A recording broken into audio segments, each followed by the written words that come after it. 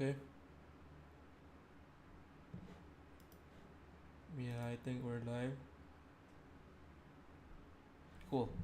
Um, so this is quite a spontaneous stream where I would like to do a deep dive of all the different configuration options in Zurg. And the idea is that I go a little bit more technical than usual. It's not really targeting just regular end users. I also try to like give give you a rationale of like why it's there. All right, so yeah, um, as with all Zurg config YAML files, they all start with this Zurg directive, and this Zurg directive tells you what version of the config it is. And right now it's just v1 because it's all like pre v1 version anyways. So yeah, like it's not really a big deal right now. You just really have to make sure that this exists, right? And yeah, I guess everybody know what the token is for, which is your private token in real Debrid.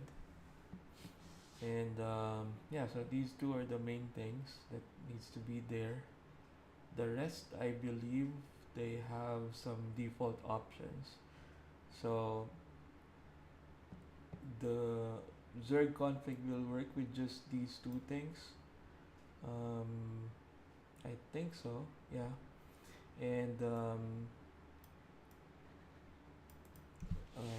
this doesn't really have to exist there. Actually, let's try that because I haven't tried that before. Uh-huh. I just maybe move config to, and then I do a new config, and then here I do zv1 and then token. Um, let me try to grab my token here.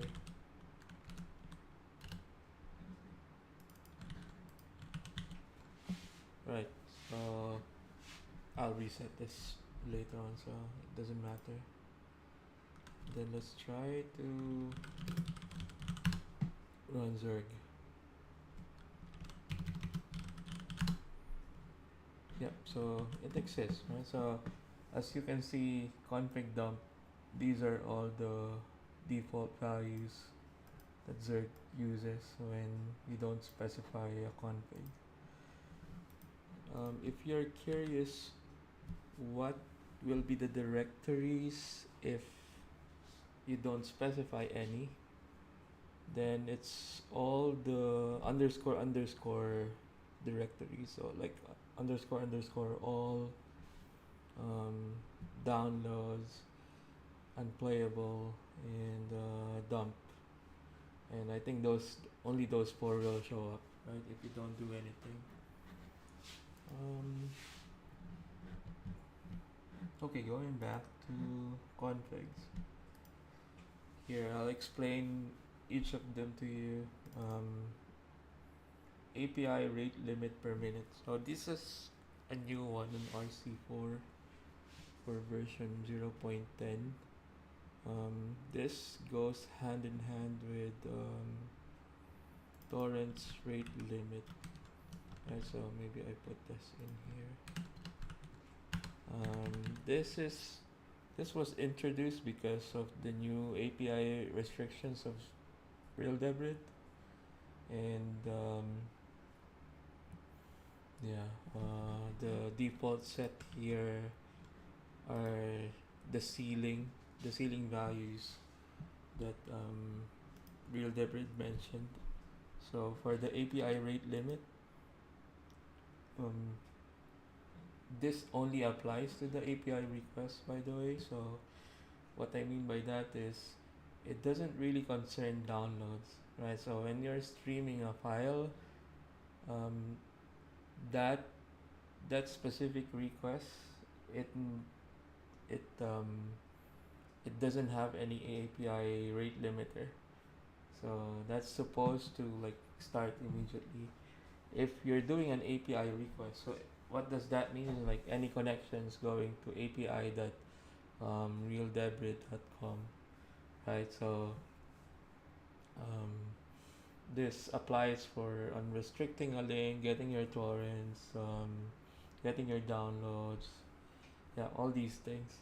Um, there is this limit that applies, which is 250 requests per minute, which is quite a lot. So that means, um, and by average, probably you're doing a sleep of 250 milliseconds as well. And yeah, I think the idea there is you have to adjust this to a lower value if there are other applications in your stack that is um, also connecting or consuming API, um, RealDebrid's API. So yeah, just a note. For torrents rate limit per minute, this is the other restriction that RealDebrid mentioned, and they said that you can only do one request per second, and that's why I put the default value as 60, as you saw here earlier. Right, so yeah. API timeout seconds. API timeout is actually used for many different places. The main idea is that when you send the request to real to an API request to RealDebrid, how long do you have to wait before you send out an error? And yeah, usually timeout errors, it gets retried by default. So again, like this is only for for a single transaction, um, and I put this in here because nobody really wants to wait that long. User experience wise, you want to keep this on a small value, on a minimal value as much as possible. I did put it to 60 because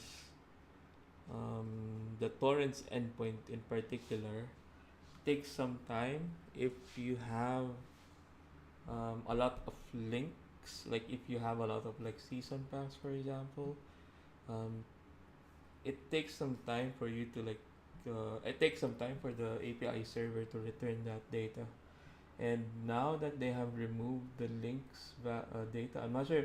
I mean, like they brought it back and then they removed it. I'm not sure anymore whether it's still part of the API response, but um, that was the case before. I had one page of torrents that's completely full of season packs, and I just remember if I don't put it to 60, then it will time out. So um, I chose 60 as kind of like the ceiling value as well for waiting for a response from API. Auto analyze new torrents. This is a new feature. This one's all, by the way. This like from 0.9. This one is new though, so only introduces 0.10. And the idea here is that there is this new um, um, filters that I introduced about using media information, like for example resolution or language code for audio and subtitles. um, these can only be used if you apply a FFPro analysis on a video file, right? So this analysis means running FFprobe, and ideally you would have at this point of time, you would probably have used this feature, um, like this analyze torrents, and these analyze torrents, like it would run through your whole library and analyze every file there, and yeah, it enables you to use these filters. And then what do you do for the new torrents that you just added, right? Like you don't really want to go to Zurg's homepage every time you add a new torrent and click this button. So I put in this configuration option so that it would make it easier for everyone to like not go like back and forth with this new media info filters. And yeah, I suppose that will be quite useful for some people. um, the next one is this cache network test results, which is another new config that I introduced in the new version. um, this one, every time Zurg starts now on this new version, it runs a network test. So it actually connects to both IPv4 and IPv6 addresses. And a lot of people don't really like this, but the thing is, when debugging network issues, it's quite hard to do that without any data. And ideally, you would want that appearing in your logs. And if you're really sure that your network test is not the issue, then you could always cache those network test results, so that it doesn't run every time Zurg starts as well. Right, so yeah, this cache network test results. I will probably put this as default when I do the public release, um, or I just edit whatever is there on the Zurg testing repository. Make sure that this is set to true all the time. But yeah, enable repair. I guess that's self-explanatory. This is just enabling repairman. Downloads every minute.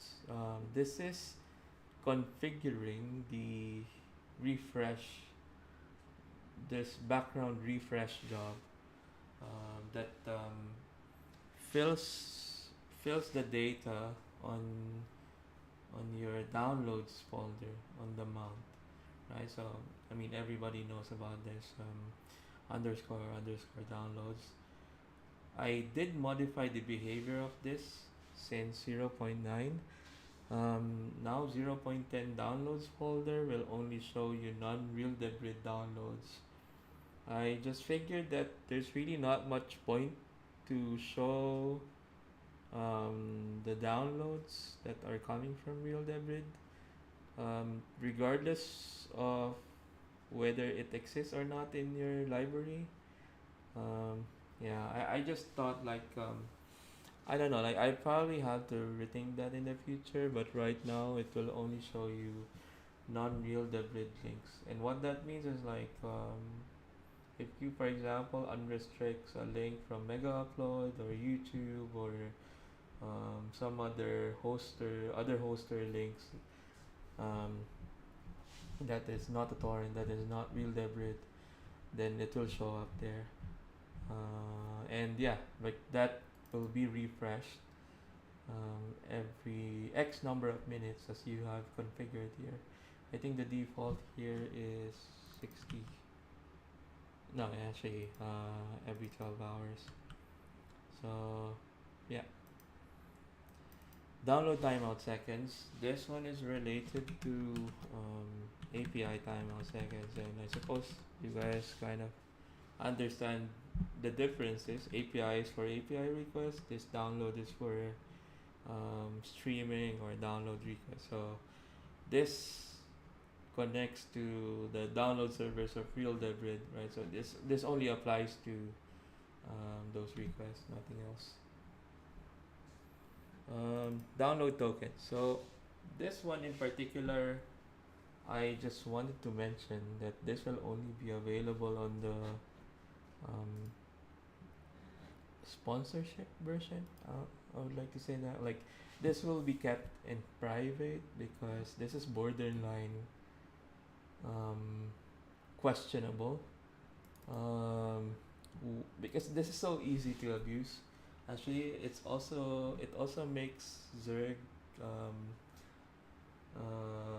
if you release this publicly, it's quite easy for Zurg to be, I mean, for this particular feature to be used in a commercial context. So the idea there is like I wanna um, add some gates there to like prevent that from happening. But yeah, this downloads tokens, which was introduced in 0.10 as well, allows you to specify multiple tokens into your Zurg deploy, and their only function is to be backup or like failover tokens when you reach the bandwidth limit of, of real debrid. So um, if you reach the bandwidth limit, it will automatically switch to the next one, and it is going to follow strictly the order that you specify on this um, download tokens.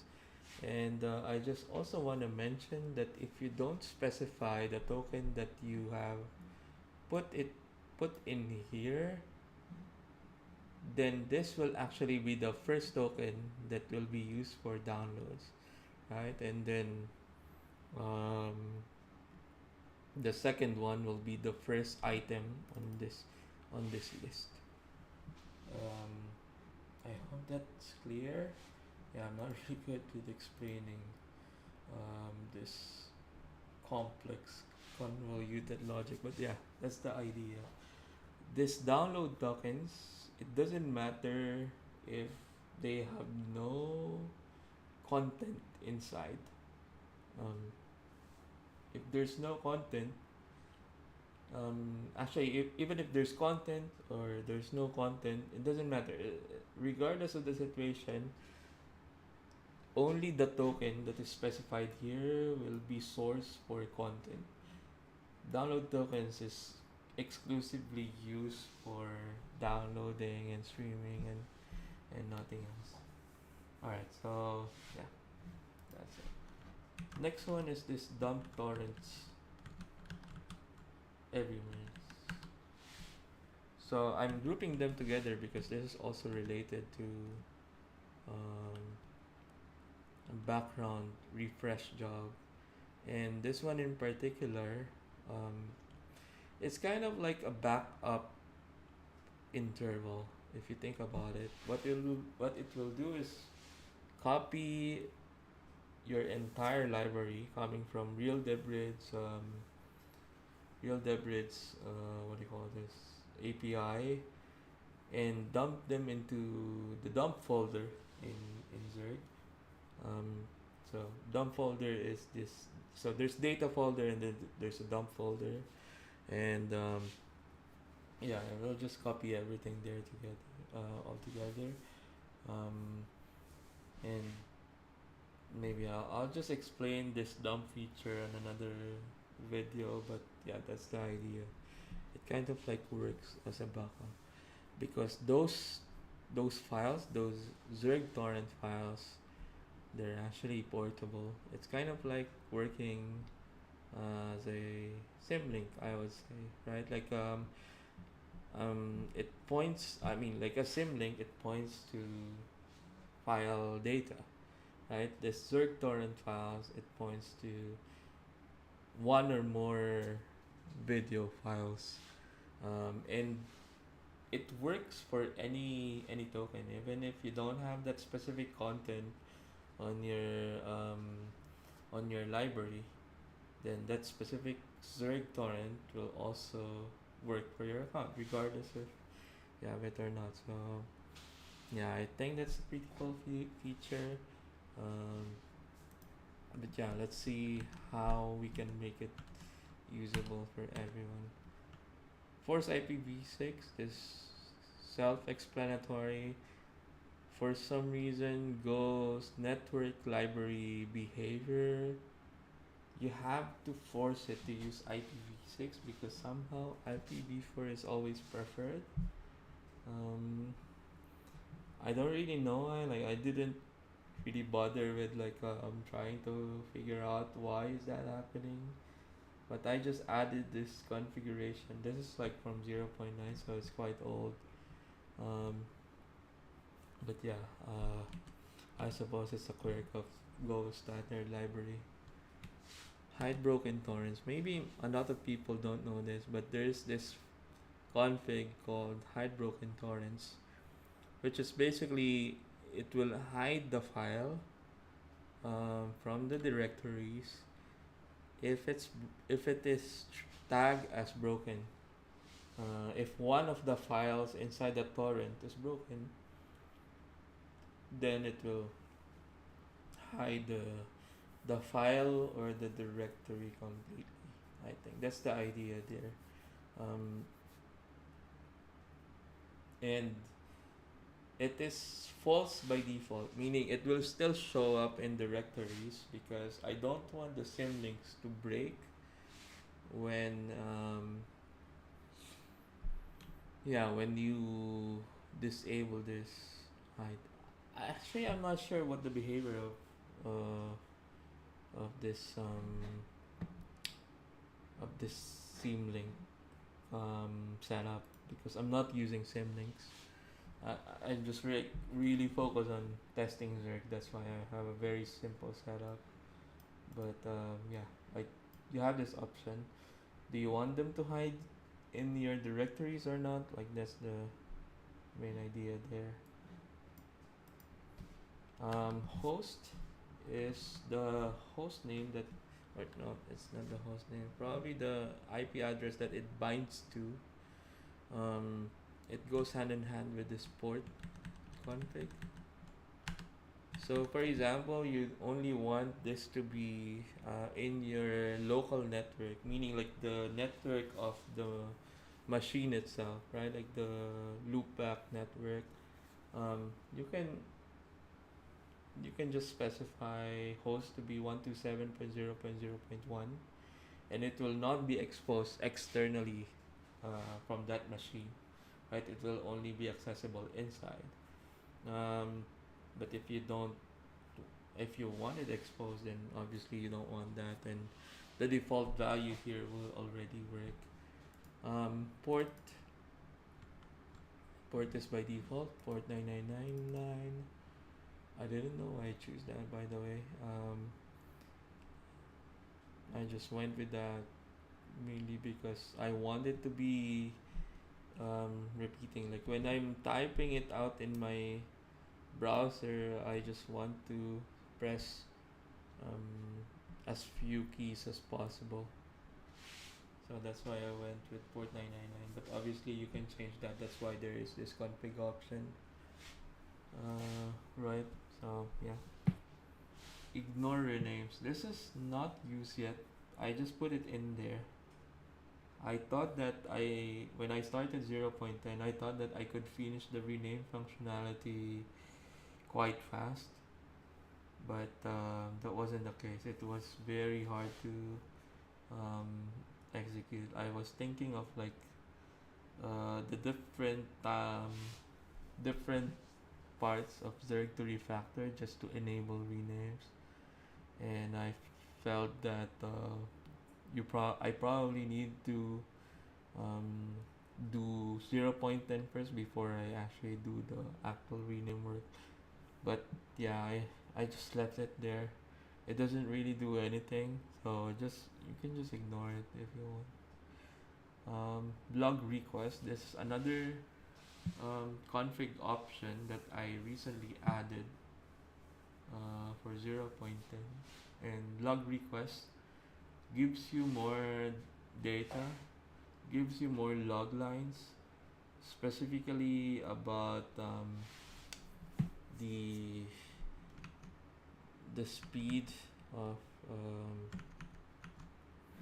the the request, right? Like maybe I'll show you what I mean. So this one, right? So as you can see, it will tell you how much data it served for a particular file and which part of the file our clone requested it, or whatever client um, requests that data. Yeah, and sometimes it will also tell you the speed. Mm, yeah, I just couldn't find like a sample for, but it will also tell you at times how fast it is streaming the data um, to the requester or to the client that is requesting that data. So yeah, I mean, if you don't really mind having a lot of these lines, then enable this because it's always disabled by default. By the way, like in Golang, the default value for config for booleans, right? Like for boolean values is always false. Um, yeah, so just assume that it's always false. For int or numbers or integers, the default value is always 0. But obviously, like, there's no point setting this to 0. That's why I have like if conditions on these timeouts. If 0, then return 60. So API timeout, the default value is 60. For download timeout, default value is 10. By the way, like, this is um, just a note here for the download timeout and API timeout. The reason why API timeout is considerably longer compared to download timeout, it just so happens that even if the download server is serving a larger amount of data, right? It just happens to respond faster compared to API. I mean, because the API itself, of course, like the main bottleneck there is their database. And as I was saying earlier, if you have like a lot of like season packs, or not even season packs, like a show, like a torrent containing the whole show, and probably the show has like 1,000 episodes, right? Then all that data is coming from real Builder's database, then it will take a lot longer to process that compared to just a regular binary file like this. So that's why like it's an order of magnitude shorter compared to the API timeout. I just wanna like clarify that. Number of hosts. Man, some of these I already forgot. I'm not even sure where is this being used. Yeah, this is not used at all. So I'm not sure why this here. I'll just delete this.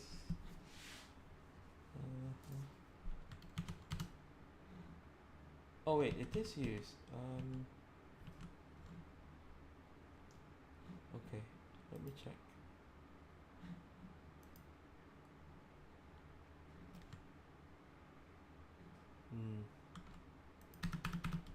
Okay, so now I get the idea. This is this is quite complex to explain. So Zurg will do a network test when you start it up, right? So the network test will try to gather all the download servers that are reachable from your network, and it ignores CDN servers. It will only check for EU servers and CDN servers, no, EU servers and Cloudflare servers, those two. So Cloudflare servers are .cloud, EU servers are any two numbers, and it ends with .com. Right, so yeah, um, when Zurg do a request, let me just check this.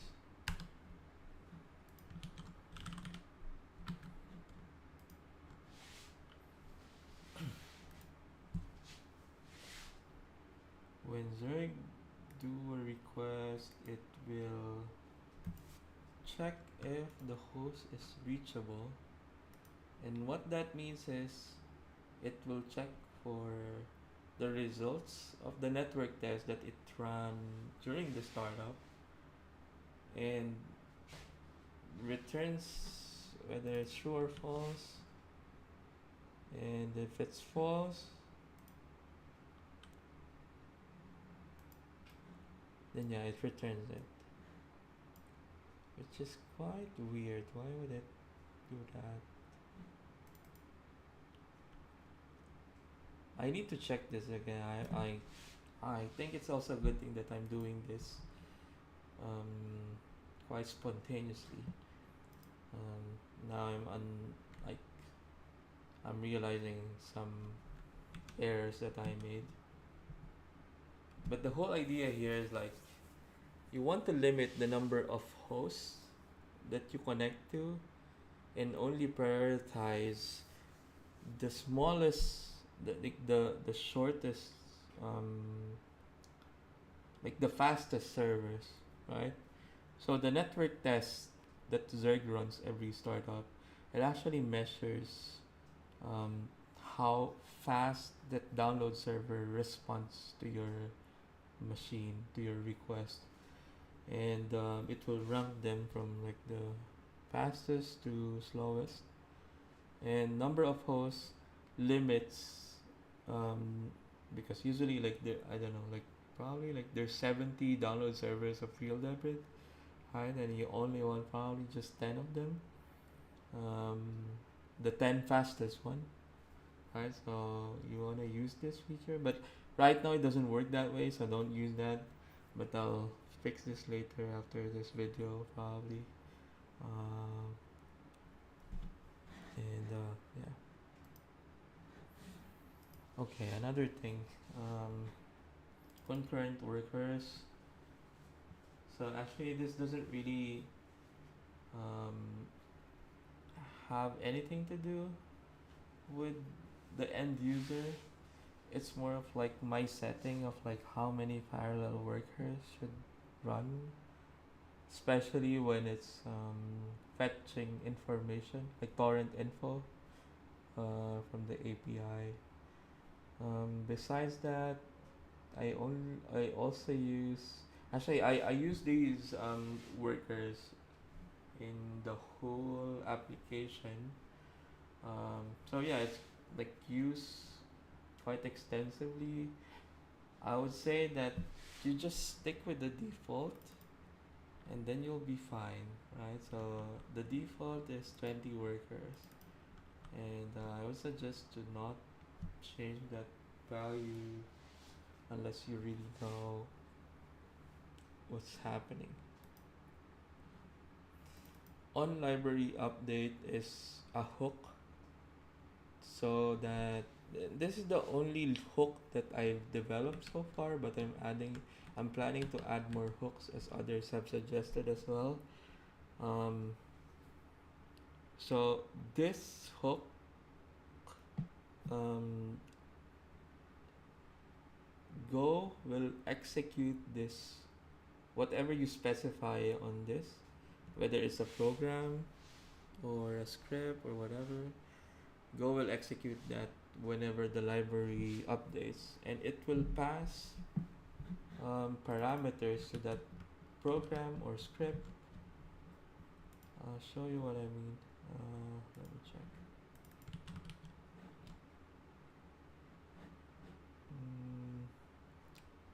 I don't know why my code editor is so slow when doing a search.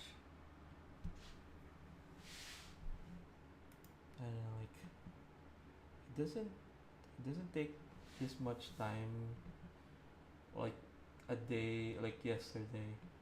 It's only today that it's crawling.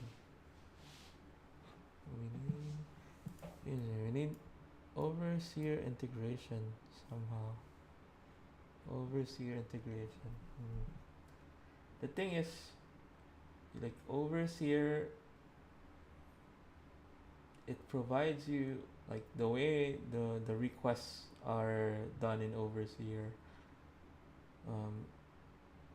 It only has data for like the IMDb ID or the TMDB ID or like whatever content ID it uses, right? And it that's the only data it provides. Zurg doesn't really work with IMDb IDs. Like it doesn't know anything about like what's in your library besides the hash, the file name, and that's it. Like for Zurg to react to this information, it will need help of third-party APIs, and this is why I was thinking like the the best integration for Zurg is to work with like DMM's API, so they work hand in hand together. In where Zurg will provide the hash, right? Like the file, like the magnet hash, and DMM based on that hash will provide you all the information about that hash, like IMDb ID, the movie name, right? Like these, the ideal file structure for that torrent. But yeah, like that's why. I mean, that request is valid. Obviously, I understand where you're coming from, and you want a simple.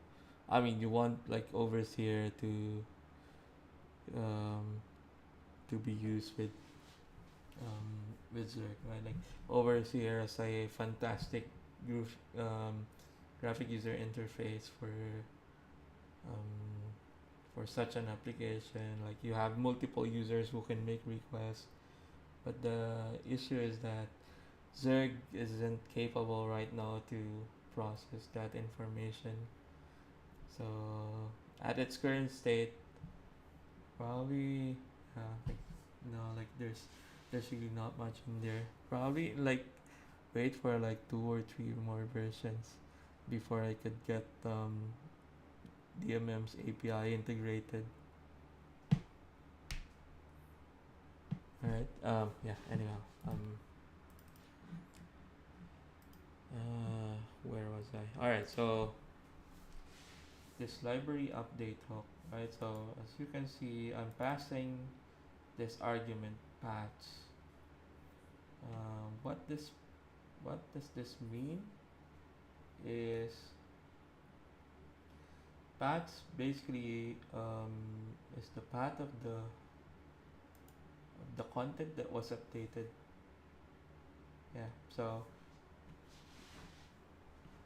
it also depends on your configuration, because that content can belong to not just one but maybe 2 or 3 or 4 directories, right? Like we don't know. Like it's really up to you, and Zurg will pass all these paths into your script, and you can opt to ignore some of these paths. Like for example, you can check for a particular directory that you don't really monitor. You you don't really use in Plex, but maybe you use for other applications. And I don't know. Yeah, like it's like ignore meaning like just don't do anything when you process the argument. But yeah, like I suppose like you know already what that means, right? Like let me show you what the flex update script does.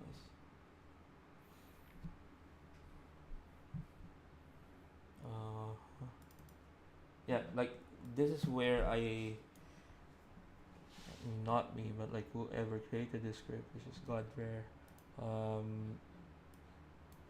So Godware 3, like he has this um, for loop which gets all the paths and then process each one of them, and the paths are actually relative to your Zurg mount directory.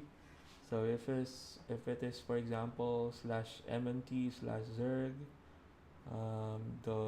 the arguments that are being passed doesn't include this particular path, right? Like it starts from relative to the Zurg mount. So maybe it starts from movies, or it starts from shows slash the show name slash, and yeah, whatever that is, right? So you can use this information and pass it to Plex.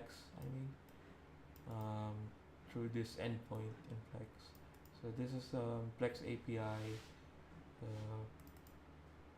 This encoded R contains the whole absolute path of the content that was updated.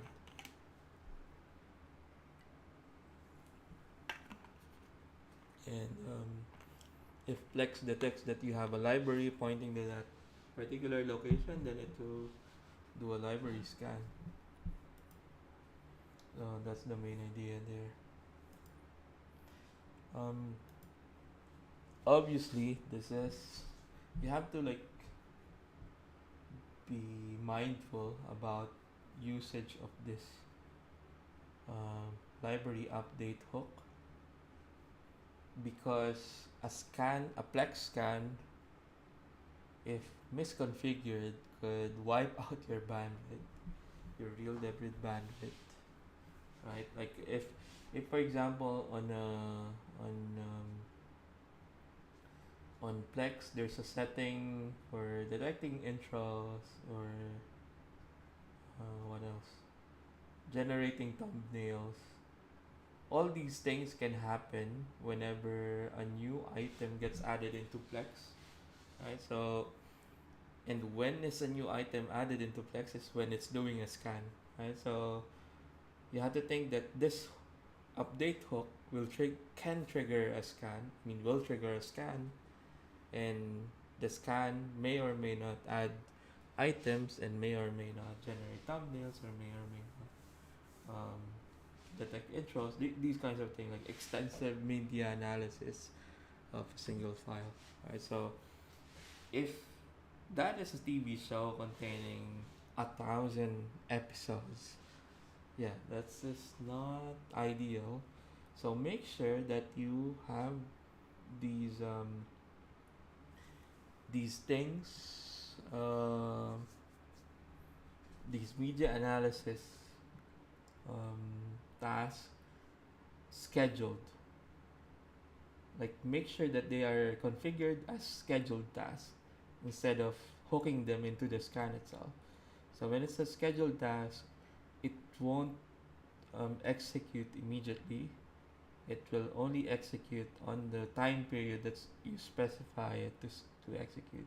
I usually have them execute at 11 p.m. CET, Central Europe time, because in 1 hour I know that my bandwidth would reset. So whatever leftover bandwidth I have for that day, I just reserve everything for those kinds of tasks, right? So I started at 11. No, I actually started at 10 p.m. and then ended at 11:59, something like this, right? So yeah, I just configure it that way, so it gets more efficient on bandwidth usage. All right, going back to this list. Password obviously goes hand in hand with username, and this is quite useful if if you don't have Zurg configured with a reverse proxy, that could add um, authentication in that endpoint, right? Because by default, that means that your uh, Zurg is exposed. Like if, for example, you are what do you call this? Like you're running this in a VPS, right? Or in a server connected to the internet with its own IP address. Um,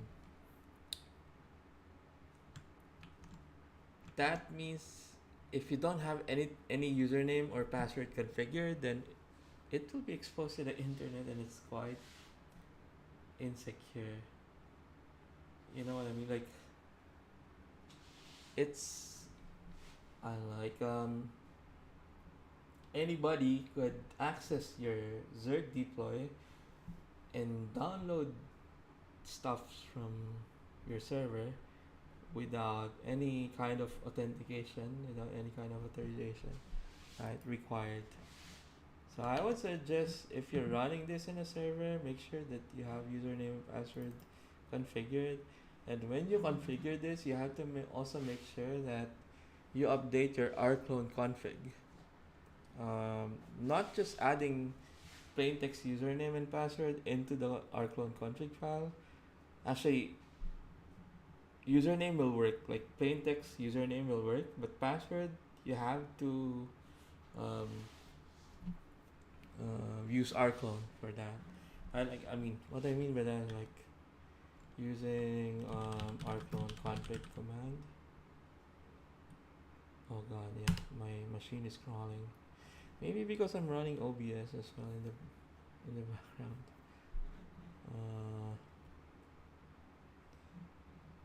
Yeah, so you can edit existing remote. This one, right? And this will allow you to add username and password to that config. Or there's also this utility, I think, for password. For password. This one, obscure, which means I could do. Yeah, so this is the password that I need to put onto the config. If my password is ABC, then this is the password I need to put to the rclone config. Yeah. Rclone. Right, so yeah, there will be like username password here. If you do add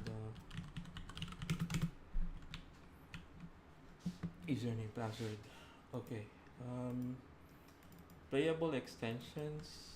Actually, let's bundle that up with RAR action. So playable extensions. Maybe I discuss this one first. RAR action allows you to configure what Zurg's reaction will be when it encounters an archive from real debris. It, if the torrent contains a RAR file, originally, like not by real debris, meaning like real debris didn't really do any compression, it's just the original state of the torrent. That's not counted. Like, I mean, it's Zurg won't be able to do anything with that kind of file. What it can only react to is when the torrent was archived by or compressed by real debris itself, right? And this is triggered usually when you're selecting non-video files in your torrent, when you're downloading those kinds of files like MP3s, FLACs, photos, text files, subtitles, or ebooks, right? EPUB or PDF or whatever. When you download these things, real debris will compress those files just because I don't know, like I don't know why it does that, because all debris doesn't do that, only real debris does.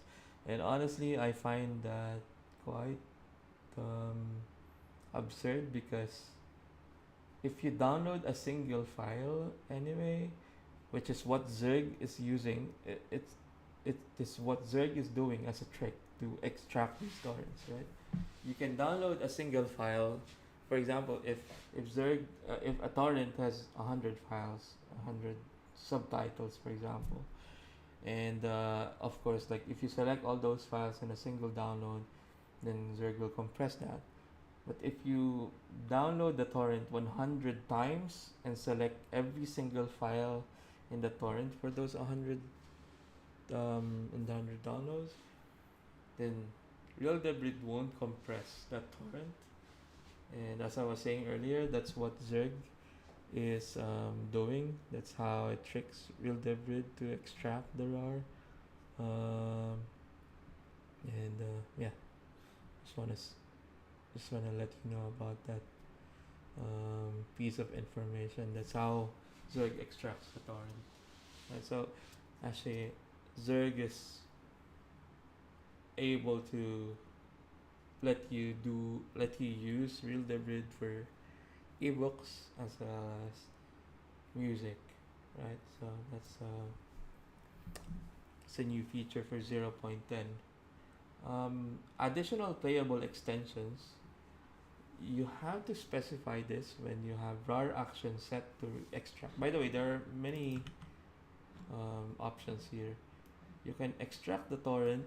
You can delete the torrent because you don't want any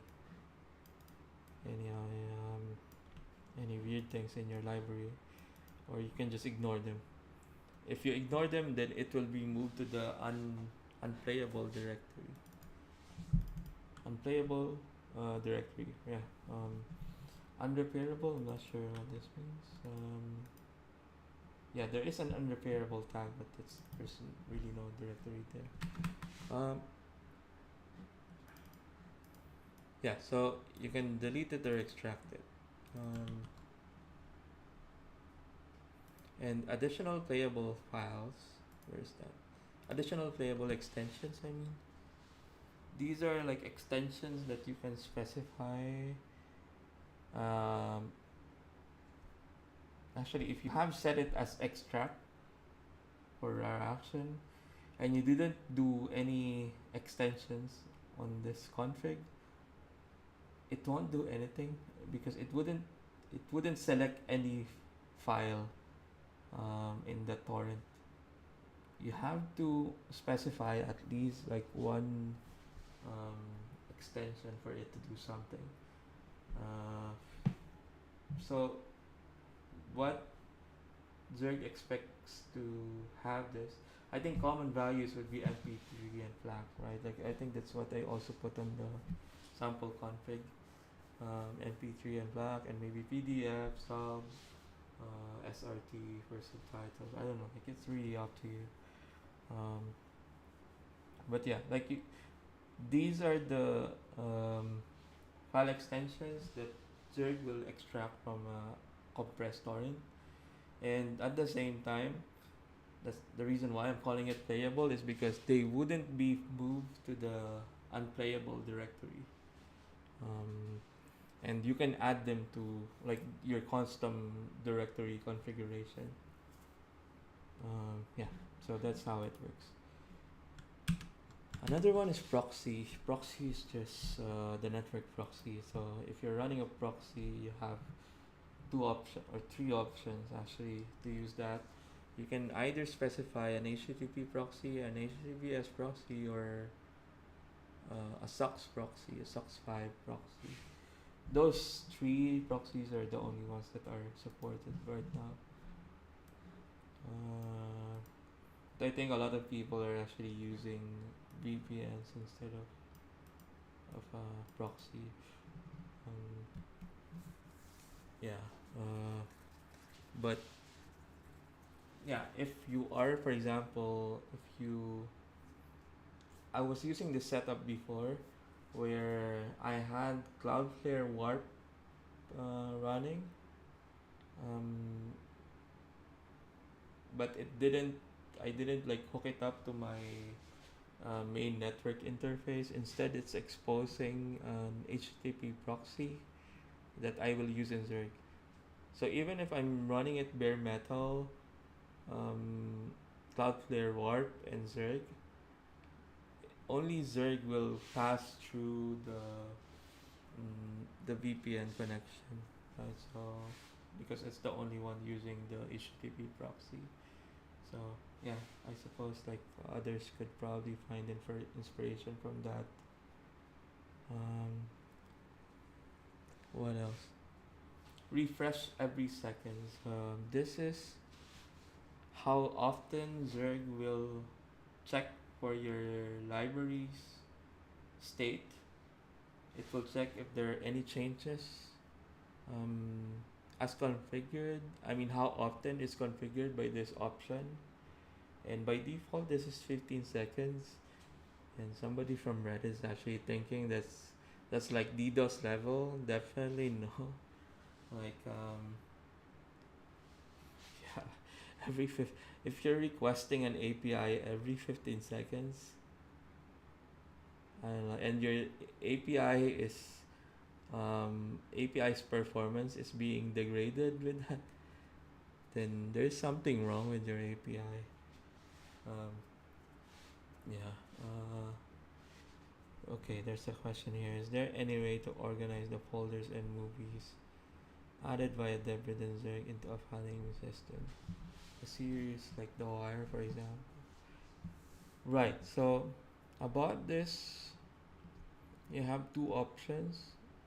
One is to use symlinks. The other option is to wait for the next version, which will support renames. Those are your two options right now. So there is this, in my opinion, quite complex stack of using symlinks.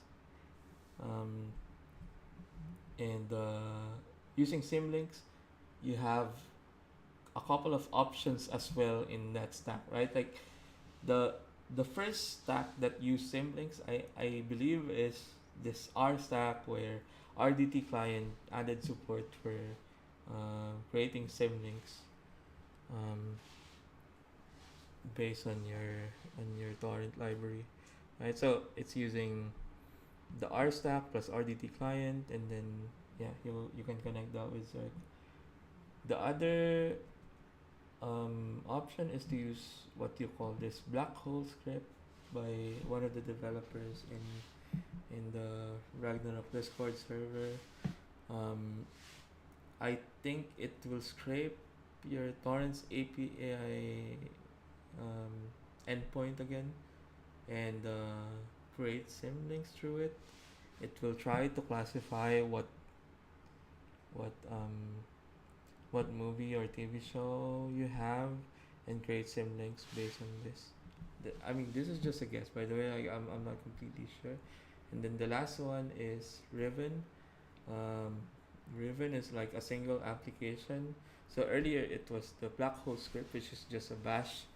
I think it's just a no, probably it uses Python.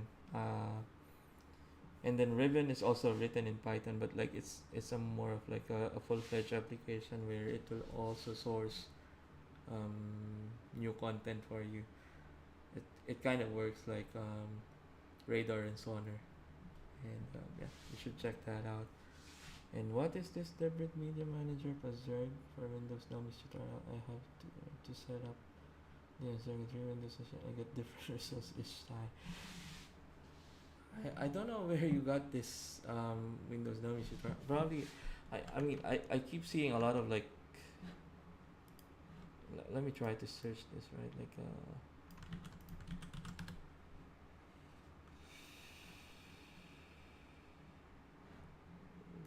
what copy. Yeah, my machine is crawling right now. That's why.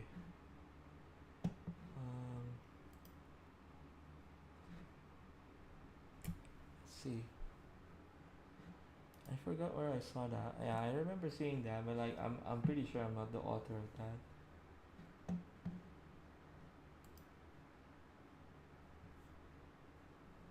Yeah, overseer would be nice. Yeah, that's true. Yeah, but I just want to repeat what I said earlier. Um, at the moment, Zurg by itself couldn't really use the information being returned by overseer, because overseer will tell you what like it's a request, right? So for example, user A is requesting this IMDb ID, and it will check for your for your torrent for your Plex library whether you have this um, movie already or not. Um, and if it's not there yet, if it doesn't exist there yet, then that means it's like an existing request, and basically that request will only contain the request I mean the content ID, right, which is the IMDb ID. And Zurg doesn't really work with like IMDb IDs. It only knows like what the file hash is, and I actually that's it, right? So the idea is that you would probably want to integrate. I mean, this is for the future. Maybe two or three versions from now, I would integrate Zurg with DMM's API, with the Breed Media Manager's API, where Zurg will provide you the Zurg will provide DMM the hash, and then DMM will return the all the information about that particular hash, right? Like what movie that is or what show that is, and all the file names, or like how many number of episodes, um, what's the ideal file structure, something like this, right? So like yeah, at the moment right now Zurg is not able to do that. Like there's no integrations with other applications besides itself. So yeah. Anyhow, I cannot find where this Dummy's guide is, but like I remember seeing that. Like probably like you can send that to me personally, and I'll check that out. Anyhow, going back to here.